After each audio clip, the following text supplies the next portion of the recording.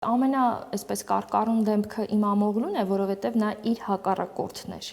բայց գործը շատ երկար ժամանակ է նախապատրաստվել ու շատ դետալային է նախապատրաստվել, որովհետև Իմամօղլուի հետ միասին ձերբակալվել է։ Որովհետև պատրաստվում է հաջորդ ընտրությունների։ Այո, իհարկե, ամբողջ այդտեղ է, որովհետև վերջին շրջանում մինչև հատկապես ձերբակալությունը շատ մեծ ինտենսիվությամբ անընդհատ հարցումներ էին անցկացնում, թե ով ուրեմն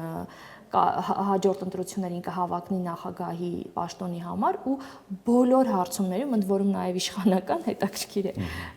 Իմամօղլուն 50+ ձայն էր տանում, իսկ Էրդողանի ու Իմամօղլուի միջև, այսպես ասեմ, ձայների տարբերությունը 10% տալիս էին։ Իսկ դա արդեն ահռելի թիվ է, որտեղ անցած անգամ ինքը մոտ 2%-ով է հաղթել Էրդողանը։ Այսինքն ռեալ ինքը ընդդիմադիր է եւ ձերբակալեցին։ Նրա հետ ձերբակալեցին ըստ էության նրա ամբողջ շրջապատին, 100-ից ավել մարդու։ Եվ հաջորդ միջև այսօր անգամ այսօրվա դրությամբ այսինքն այն ինչ որ անում էին Գյուլենի հետ, չէ՞։ Մեծ հաշվով այո, այնինչ արվեց Գյուլենի հետ, գյուլենականների հետ, նույն բանը դե նրանց մասշտաբը ավելի մեծ էր, դրա համար ավելի մեծ այդ բոլորը տեղի ունեցավ։ Այստեղ մասշտաբը ավելի փոքր է։